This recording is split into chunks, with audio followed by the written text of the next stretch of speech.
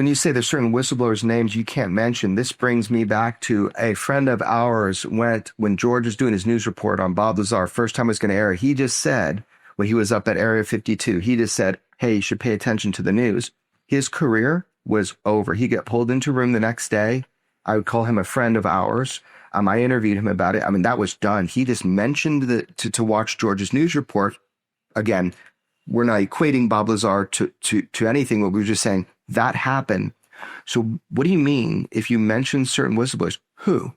David Grusch. You can't mention David Grusch in certain professional settings or you are fucked. Yeah, if you're not fired, you are in for a very rough time, is my understanding. Elizondo?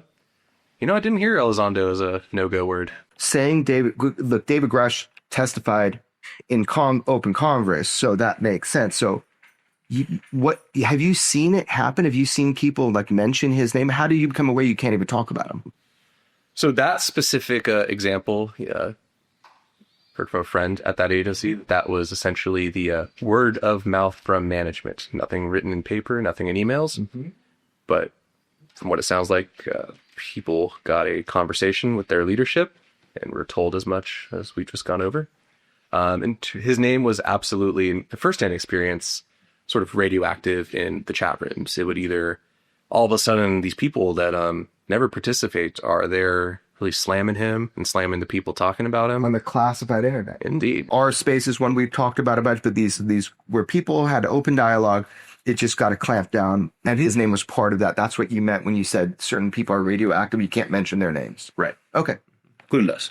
And good, yeah. We're nuclear. Yeah. He's radioactive. Okay. Different designation. Yeah. So you're seeing these videos and some limited discussion. You can't really openly talk about it, but you're curious. You're kind of hooked on the topic.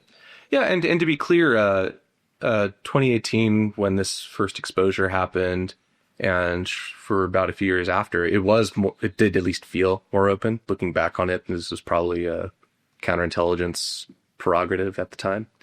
But it was allowed to exist. The discussion was allowed to exist, and it felt more like, people were excited to finally actually be able to talk about this and finally be able to try to compare notes, figure it out. Well, it's when the UAP task force was created.